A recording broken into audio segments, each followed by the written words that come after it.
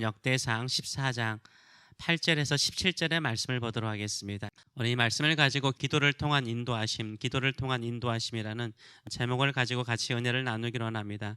여러분은 기도하실 때 주로 어떻게 기도하십니까? 이것저것 달라라고, 이것저것 도와달라라고 기도하십니까? 아니면 하나님의 음성을 듣고자 침묵으로 나가십니까? 아니면 그저 감사와 찬송함으로 기도의 모든 것을 채우고 계십니까? 기도의 일차적인 의미는 하나님의 자녀가 하나님 아버지께 도와달라고 간구하는 거죠. 이게 일차적인 의미입니다. 일차적으로 하나님께 도와달라고 하는 것이 기도의 기본입니다. 예수님께서도 그렇게 가르치셨습니다. 마태복음 7장 7절 아주 유명한 말씀 아닙니까? 구하라 그리하면 너희에게 주실 것이요 찾으라 그리하면 찾아낼 것이요 문을 두드리라 그러면 너희에게 열릴 것이니 구하는 이마다 받을 것이요 찾는 이가 찾을 것이요 두드리는 이에게는 열릴 것이니라 라고 말씀하세요. 그래서 예를 들기를 어떻게 예를 드십니까? 아들이 아버지에게 떡을 달라, 생선을 달라. 달라는 것은 필요를 달라는 것 아닙니까? 우리의 필요를 채워달라고 간구하는 것이 기도의 기본입니다. 그것이 기도인 거죠. 이런 기도를 어떤 분들은 아주 천박한 기도로 간주하시는 분들이 계십니다. 그렇다면 예수님께서 아주 천박한 기도를 우리에게 가르쳤을까요? 말이 안 되는 거죠. 기도하지 않는 사람이 기도 그 자체를 아주 가볍게 여기는 경향이 있습니다. 우리의 필요를 간구하고 우리 하나님께 우리가 어려울 때 도움을 간구하는 것이 기도의 기본이면서 또 기도의 출발이 되는 것입니다. 우리는 기도를 한두 번 하는 것이 아니죠. 하나님께서 우리가 간구하는 우리가 구하는 것을 주실 때까지 응답하실 때까지 기도하는 것이 기도입니다. 그래서 우리의 일생의 삶 속에서 하나님의 도움이 필요하지 않는 순간이 없죠. 그래서 평생 기도하는 거예요. 그렇죠? 하나님의 도움이 항상 필요하잖아요. 또 우리의 부족함을 항상 느끼잖아요. 그래서 하나님의 도우심 하나님께서 채워주시도록 기도하는 것은 항상 기도하는 것입니다. 평생 기도하는 삶이요 결국은 하나님을 의지하며 살아가는 삶인 것입니다. 누가복음 18장에서도 예수님께서는 가난한 한 과부의 예를 드시면서 이렇게 말씀하고 있죠. 누가복음 18장 1절 예수께서 그들에게 항상 기도하고 낙심하지 말아야 할 것을 비유로 말씀하셨다라고 말하고 있어요. 항상 기도하는 사람은요 낙심하지 않아요. 항상 기도하면 낙심하지 않아요. 우리가 낙심할 때가 언제죠? 보통 기도하지 않을 때죠. 그래서 기도하고 살면 낙심하지 않아요. 하나님께서 반드시 우리의 기도를 응답하실 것을 믿기 때문인 것이죠.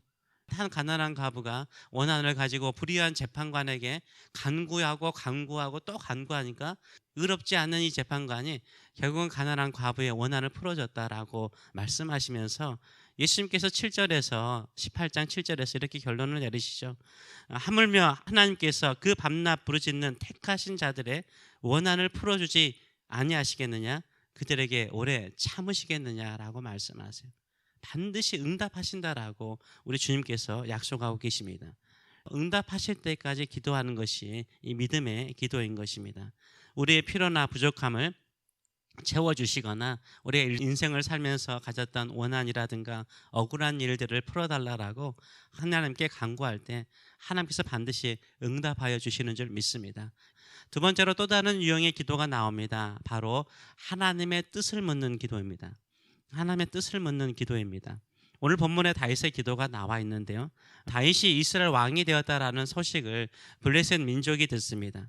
이 당시에 사울 왕 때 다윗 때 최대의 적이 블레셋 민족이었는데 이 블레셋 민족이 다윗이 왕이 되었다라는 소식을 듣고 온 군대를 총동원령을 내려서요 쳐들어옵니다.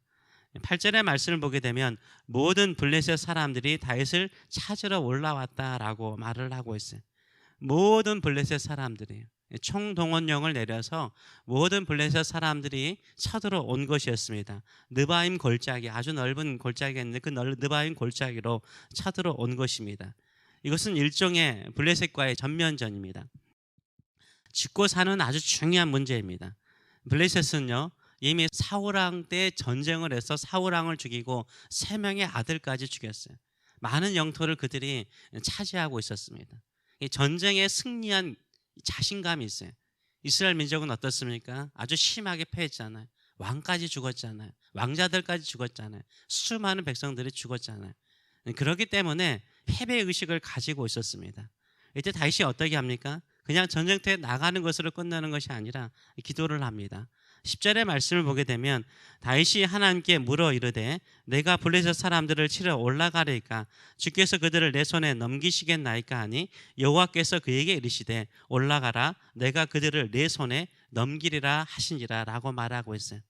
다윗이 하나님께 기도하는 것은 무엇입니까? 하나님께 묻습니다. 두 가지를 묻죠. 첫째는 맞서 싸울까요? 두 번째로는 우리가 승리할까요? 라고 물어요. 이때 하나님께서 다윗에게 어떻게 대답하십니까? 첫 번째 대답은 맞서 싸워라. 전면전하라는 거죠. 두 번째 대답은 무엇입니까? 네가 승리할 것이다 라고 말씀하세요. 다윗은 하나님께 물어보았고 하나님은 다윗에게 대답하셨죠. 이때 다윗은 블레셋 군대를요 물을 쪼개듯이 그들을 흩어버려요. 얼마나 크게 대승했는지 알 수 있겠죠. 물을 흩어버리듯이 바닥에 물이 있으면 손 탁 치면 확 흩어지잖아요. 그와 마찬가지로 블레셋 사람들을 완전히 박살내버립니다. 그들이 섬겼던 가지고 있었던 우상들까지 다 불태워버립니다.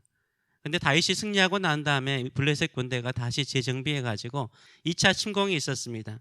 이때 다윗이 어떻게 합니까? 다윗이 늘 하는 방법이죠. 뭡니까? 하나님께 또 기도해요. 하나님께 묻습니다.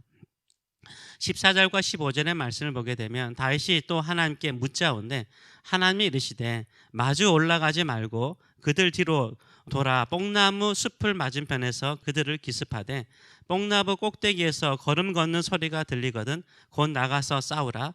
너보다 하나님이 앞서 나가서 블레셋 사람들의 군대를 치리라 라고 말씀하세요. 이때 하나님께서 다윗에게 어떻게 응답하십니까? 이번에는 맞서 나가지 말라는 거예요. 오히려 뽕나무 숲에 매복해서 기습 공격하라고 구체적으로 전략을 말씀해 주시는 것을 볼 수 있습니다. 또 한 가지 다윗에게 용기를 심어주죠. 뭐라고 말씀하세요? 하나님이 다윗 이스라엘 군대보다 먼저 가서 싸우시겠다는 거예요. 반드시 승리를 주시겠다라고 용기를 심어주는 것을 우리가 볼 수 있습니다. 다윗이 블레셋과의 두 번의 전쟁에서 보여주는 것은 뭐예요? 기도하는 모습이죠. 다윗의 기도는요 하나님께 묻는 기도였습니다. 그리고 하나님의 뜻대로 행함을 통하여서 승리하는 모습을 우리가 볼 수 있습니다. 이런 기도는 아주 특별한 기도라고 저는 생각을 합니다. 블레셋과의 전쟁은요 생사가 오고 가는 문제잖아요. 전쟁에서 패하고 승리하는 것은 생사가 오고 가는 아주 특별한 문제죠. 이때는 하나님의 뜻을 물을 수밖에 없는 거죠.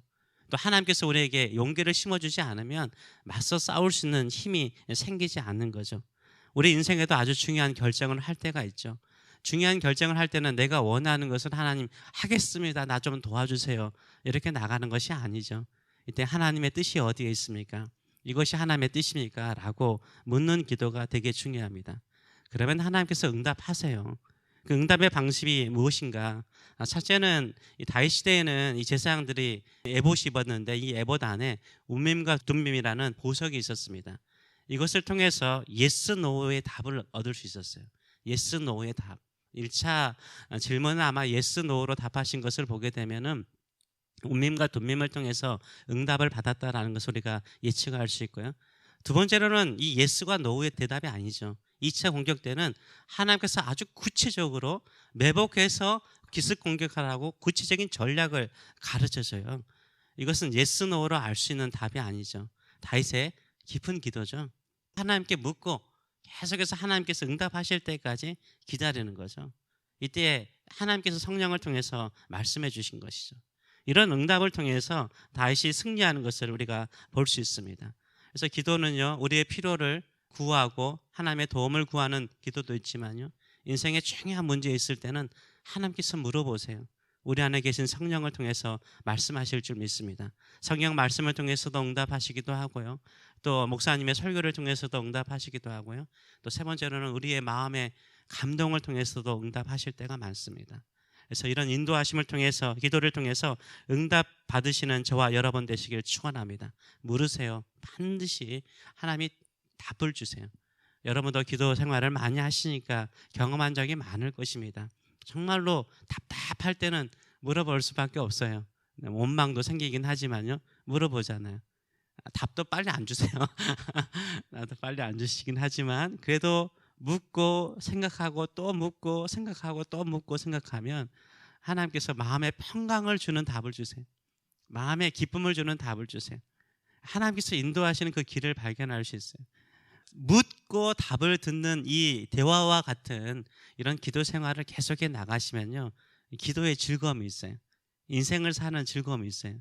나 혼자 살아가는 일방적인 인생이 아니라 하나님께서 나와 함께 하시고 나와 동행하시는, 인도하시는 그 능력을 경험하게 되는 줄 믿습니다. 이 새벽에 우리가 기도할 때 우리의 일상에 필요한 것을 구하는 기도도 필요하지만 하나님의 뜻을 묻는 기도를 드리시는 저와 여러분 되시길 축원합니다. 그 뜻의 응답을 받을 때까지 또 기다리는 마음을 가지고 주께 나가시는 저와 여러분 되시길 축원합니다. 다윗의 인생을 아름답게 기쁘고 즐겁게 만드는 것은 이런 것이었어요.